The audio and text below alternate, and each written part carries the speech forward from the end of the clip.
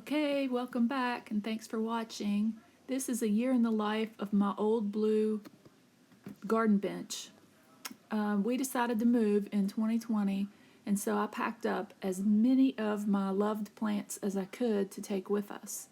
We look like the Beverly Hillbillies rolling down the road with all these ferns and elephant ears and canna lilies and just everything you can imagine. So the neighbors were very intrigued when we pulled in and unloaded all of these plants. We had lived in the house not very long, really. I think about the 2 week point is when I started putting stuff in the ground. So my mom moved in with us, and she had never really experienced how much I garden until that point. So we started putting the fence up day 2 of being in the house. You can see I have the blue bench down there ready and willing to be placed in the yard. So the fence guy did an awesome job of just following what I'd requested, and the fence is absolutely fantastic, really. We decided to stain it like a dark gray, blackish color because that's just the look I was going for.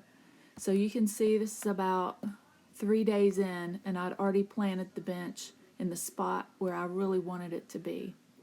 I had these huge cannas that I'd put in these pots because I didn't want to lose them. I wanted to take them with us. So I'm trying to feel out like where I want it to go. And then you can see at this point, this is 2 weeks, and I'd already stuck them in the ground. You know, my mom thought I was nuts. She was like, "What are you doing planting? We need to put up pictures and unpack boxes." And I was like, I have got to do some yard work. So the little chimenea was there when we bought the house, so we just went ahead and used it and started this little bed around it. I already had those planters or those pavers from the last house, and so I just put them up. I love to chill out in the backyard, and I just want it to be kind of like an oasis that really doesn't require constant work, but you got to get there first, right? So we're already moving on at this point, and you can see the beginning of things in place. We did give away that swing set, and here I have an actual fire going in the chimney thing.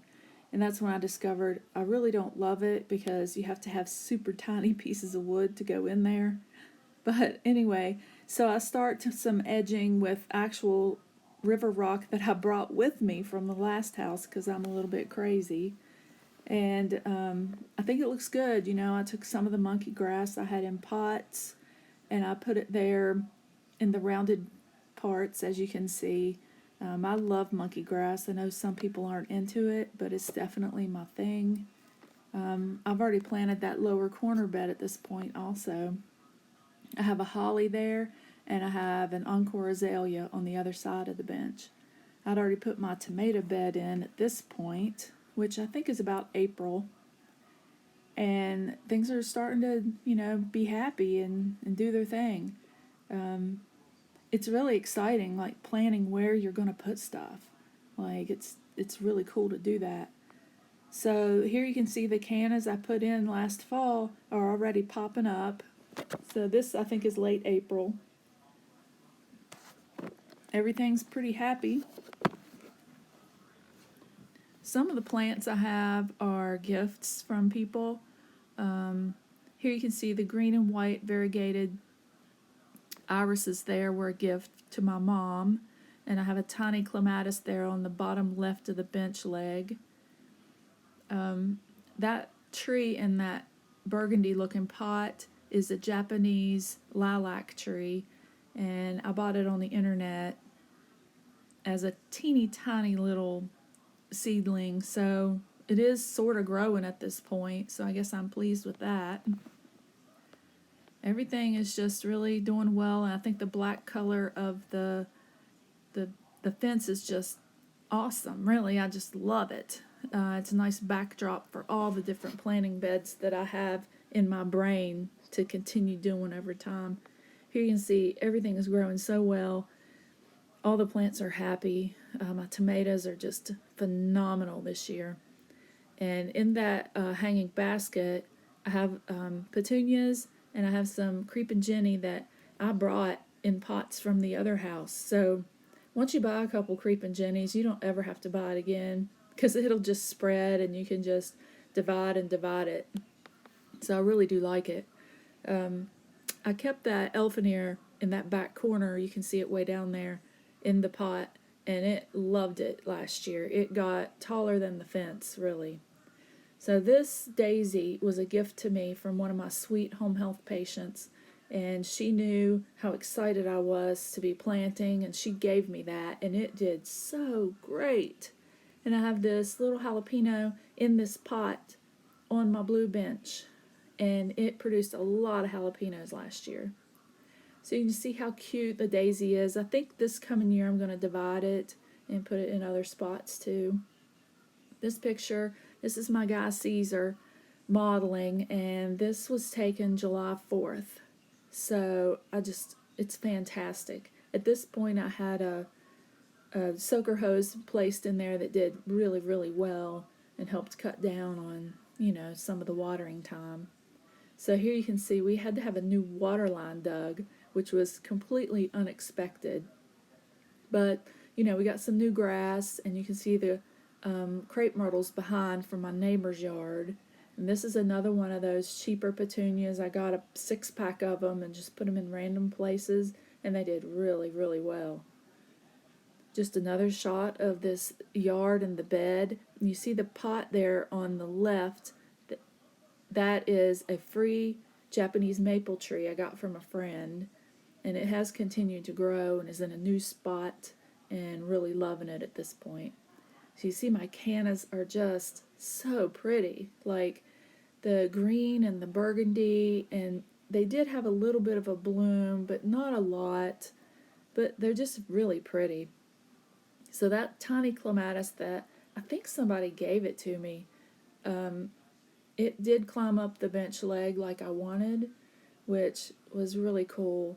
It had a couple of blooms, and it grew into this ponytail palm, which, I did pull it out of there, but see, it does get pretty happy, and it produced some blooms like into November, which was completely shocking to me.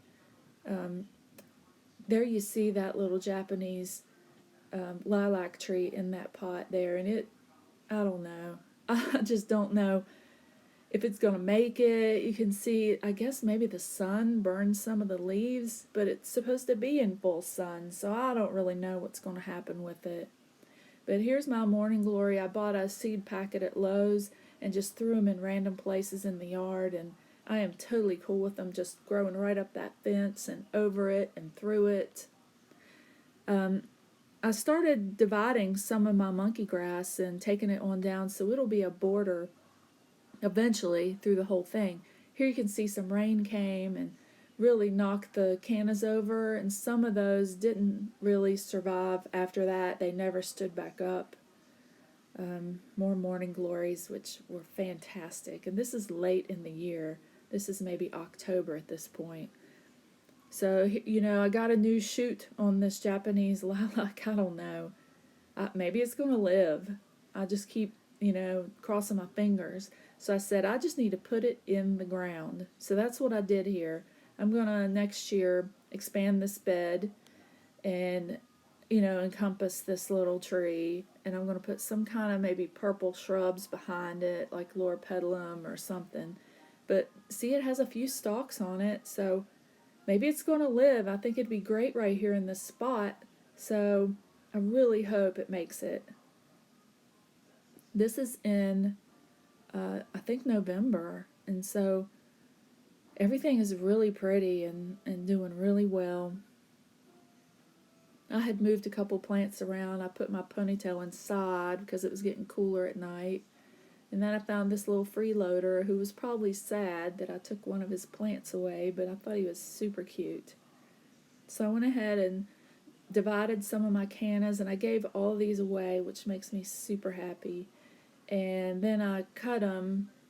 So this is after I divided, but then I ended up cutting them down to the ground because it was getting pretty cold, and it's like mid to late November, and, it just needed to happen. So these pictures are from the day after Christmas, and it's starting to look a little wild, and some of the, grass is growing near the edging, and I'm weird about a really crisp edge. So with the help of my little friends, you can see, I went in and took about an hour of work and dug out all the edges, and then all the rogue monkey grass, I dug that out and divided it too and added more to the border. So I'll have more monkey grass along there next year. So the next picture here you can see after. I had already cleaned out the edging and put the divided monkey grass in.